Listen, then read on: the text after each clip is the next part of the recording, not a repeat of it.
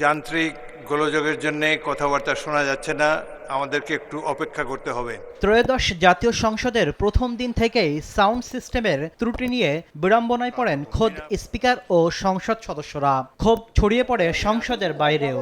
সংসদের বিশেষ কমিটিতেও এ নিয়ে হয়েছে আলোচনা। অনিয়ম, চরমভাবে অনিয়ম হয়েছে। সে অনিয়ম ব্যবস্থা নেব এইভাবে যে এখনই ব্যবস্থা নিলাম আর সব বের করে দিলাম, তাহলে তো আর সাউন্ড চলবে না।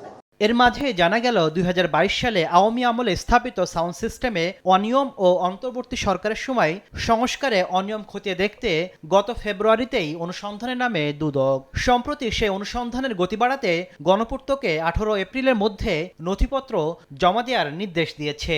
চিঠিতে কমিউনিকেশন টেকনোলজি লিমিটেডের সিইও জাহিদুর রহমান জোয়াদ্দার সহ সংশ্লিষ্টদের বিরুদ্ধে শত শত কোটি টাকা আত্মসাৎ ও বিদেশে অর্থ পাচারের অভিযোগ আনা হয়।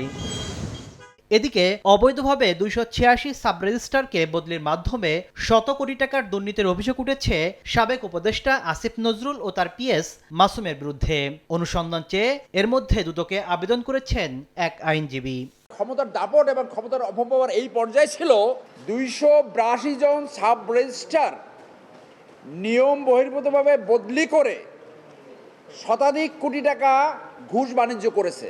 অভিযোগে লেখেন, অন্তর্বর্তী সরকারের আমলে ৮ মাসে আইন মন্ত্রণালয়ে শুধু সাব রেজিস্ট্রার বদলিতে ঘুষ লেনদেন নিয়ে দৈনিক পত্রিকায় সংবাদ প্রকাশ হয়। দুর্নীতি দমনই হইল। তাসলিম তৌহিদ, সময় সংবাদ, ঢাকা।